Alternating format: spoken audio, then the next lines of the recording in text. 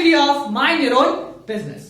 आज हमारी video number 7 और वीडियो नंबर 7 में हम नया चैप्टर स्टार्ट करने वाले हैं, चैप्टर नंबर 3 बिजनेस एनवायरनमेंट। इससे पहले हमने 2 चैप्टर पढ़ लिए और इन चैप्टर से रिलेटेड सारे कॉन्सेप्ट देख लिए।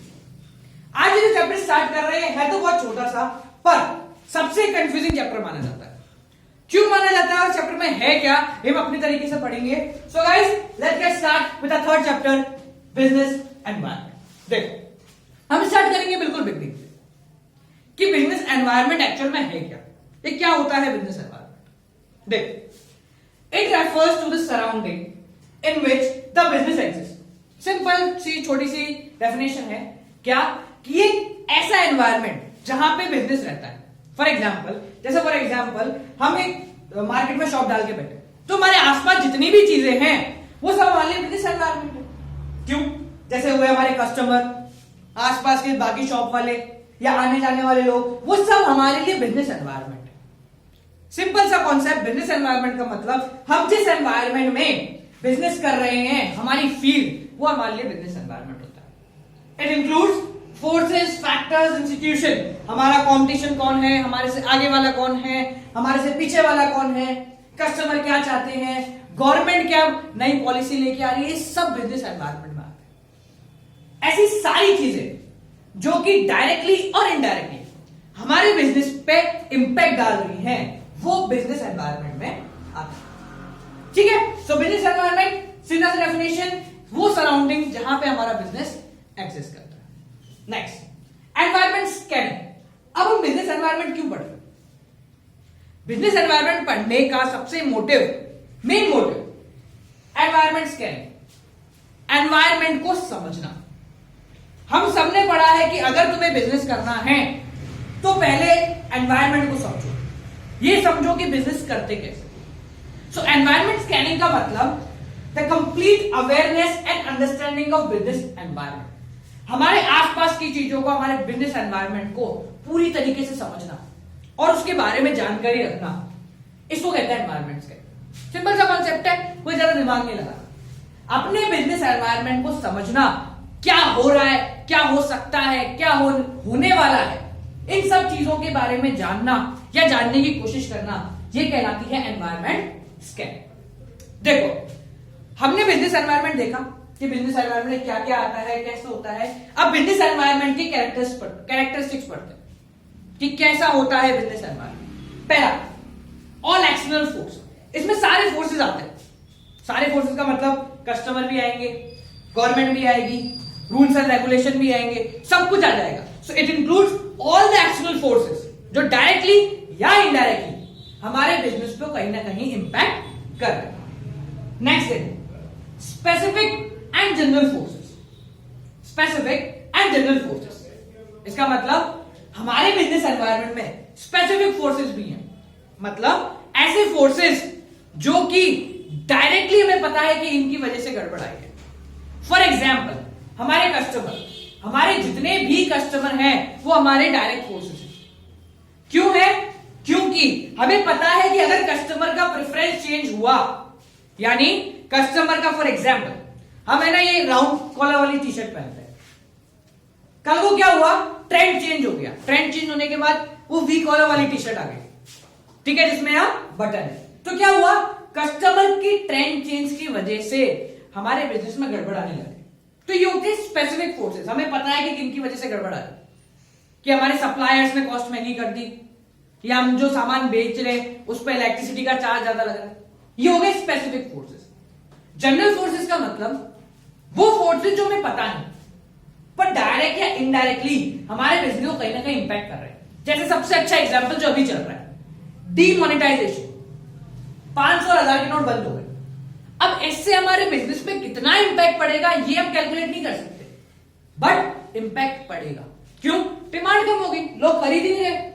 तो ऑटोमेटिकली क्या है, जनरल फोर्सेस है जिनको हम कैटेगराइज नहीं कर सकते कि इनकी वजह से या इस पर्टिकुलर पर्सन की वजह से गड़बड़ आई है, बट वी नो दैट ये जनरल फोर्सेस की वजह से गड़बड़ आ रही। नेक्स्ट देखो, इंटररिलेशन।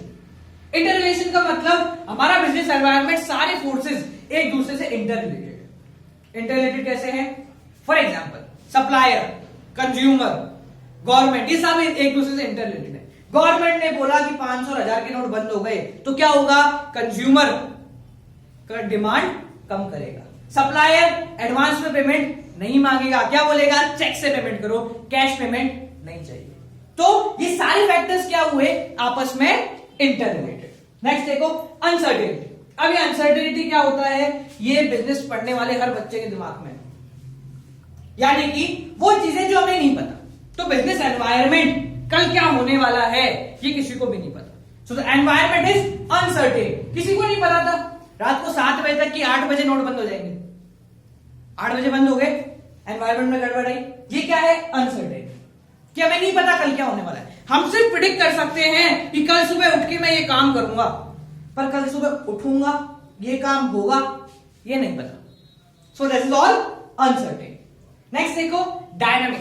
डायनामिक का मतलब सबको पता है, रेगुलर चेंजिंग, जो लगातार चेंज होने वाला है। जैसे 2 दिन पहले तक लोग कैश के पीछे भाग रहे थे, पैसा लेने के लिए भाग रहे थे, 2 दिन बाद लोग पैसा देने के लिए भाग रहे। ये क्या है, डायनामिक, कि हमारा एनवायरनमेंट लगातार चेंज हो रहा है। पहले हम क्या करते थे, और लंबी लंबी वो बेल बॉटम वाली जींस पहनते थे जिसमें पैर इतने से देख कितने बड़े थे। आज क्या हो गया, हमने वो जींस पहनने लग गए जो पैर इतने से हो गए हमारे। ये क्या है, हमारा एनवायरनमेंट लगातार चेंज हो रहा है, सिंपल। नेक्स्ट देखो कॉम्प्लेक्स। कॉम्प्लेक्स का मतलब उसे समझना बहुत मुश्किल है, उसे समझना बहुत मुश्किल है। हमने सोचा कि कल सुबह ये करूंगा, पर कल सुबह होते होते पता चला कि 6 बजे दौड़ने जाना था, पर 8 बजे तक आदमी मस्त सो रहा है। तो हम क्या कर सकते हैं, इस कॉम्प्लेक्स एनवायरनमेंट को समझने की कोशिश कर सकते हैं, बट इस एनवायरनमेंट को प्रिडिक्ट नहीं कर सकते कि हमने जो सोचा वो हो गया। ये बहुत रेयर केस है। तो ये हुए हमारे एनवायरनमेंट की कैरेक्टरिस्टिक्स। हमारा नेक्स्ट टॉपिक ये आता है कि हमने ये पढ़ा कि बिजनेस एनवायरनमेंट को स्कैन करो, पता करो कि बिजनेस एनवायरनमेंट क्या है, कैसे है। अब इसकी जरूरत क्यों पड़ती है, ये जरूरत क्यों है कि हम बिजनेस एनवायरनमेंट को देखें, बिजनेस एनवायरनमेंट को स्कैन करें। इससे क्या फायदे होंगे एक ऑर्गेनाइजेशन को। अगर मैं कंपनी लेके बैठा हूं तो मुझे क्यों जरूरत है कि मैं अपने आसपास की चीजों को, गवर्नमेंट की पॉलिसीज को, कंज्यूमर के टेस्ट को, कंज्यूमर की प्रेफरेंस को, इनको समझूं। तो अब अपना जो नेक्स्ट टॉपिक है वो है इंपॉर्टेंस ऑफ बिजनेस एनवायरनमेंट, कि बिजनेस एनवायरनमेंट क्यों जरूरी है हमारा। देख first point, enables the firm to identify opportunity and getting over advantage। इसका मतलब अगर कोई फर्म बिजनेस एनवायरनमेंट की स्कैनिंग कर लेती है, यानी पहले से प्रिडिक्ट कर लेती है कि क्या होने वाला है, एनवायरनमेंट कैसा चेंज होने वाला है, तो क्या होता है, आइडेंटिफाई अपॉर्चुनिटी। वो अपॉर्चुनिटीज आइडेंटिफाई कर सकती है कि आने वाले टाइम में वो पहले से तैयारी करके रख ले, वो पहले से तैयारी करके रख ले। एंड गेटिंग ओवर एडवांटेजेस, जैसे फॉर एग्जांपल हमें पता लगा, हमने एक जो ऑर्गेनाइजेशन है हमारी, उसमें पता लगा कि 3 दिन बाद ऐसा होने वाला है कि गवर्नमेंट कैशलेस ट्रांजैक्शन को प्रमोट करने वाली है। 1 महीने बाद मान लेते हैं कि कैशलेस ट्रांजैक्शन होने वाला है पूरी सिटी में। क्या होने वाला है, कैश को छोड़ के मनी वॉलेट के थ्रू पेमेंट होने वाली। ये हमने कहीं ना कैसे प्रिडिक्ट कर लिया, या फिर हमने ये प्रिडिक्ट कर लिया कि क्योंकि आईपीएल आने वाला है, तो लोगों के अंदर क्रिकेट का फीवर जागने वाला है, लोग सब क्रिकेट करेंगे। तो उससे क्या होगा, क्रिकेट की बनी हुई चीजें या ऐसी चीजें जैसे for example lower, T shirts, jackets, ये सब, हेयर कट्स, तो लोग क्या करेंगे, इन चीजों की डिमांड करने वाले। तो हमने क्या करा, पिछले 2 महीने से हमने क्या करा, नॉर्मल प्रोडक्शन को बंद करके इन चीजों को प्रोडक्शन स्टार्ट किया, स्पोर्टी चीजों को प्रोडक्शन स्टार्ट किया। और जब तक क्रिकेट फीवर स्टार्ट हुआ, आईपीएल स्टार्ट हुआ, तब तक हमने हमारे मार्केट में हमारे कॉम्बोज डाल दिए। क्या, lower, shoes and T shirts, इनका एक कॉम्बो बना दिया और 10% 20% डिस्काउंट पे दे दिया। और क्या बोला, इसके साथ एक हुडी भी फ्री मिलेगा, हुड भी फ्री मिलेगा। क्या होगा, हमने क्या करा, एनवायरनमेंट को पहले से स्कैन करा और जो एडवांटेजेस हमें मिले वो किसी और फर्म को नहीं मिले। अब बाकी फर्म क्या करेंगे, ये देख के अब प्रोडक्शन स्टार्ट करेंगे।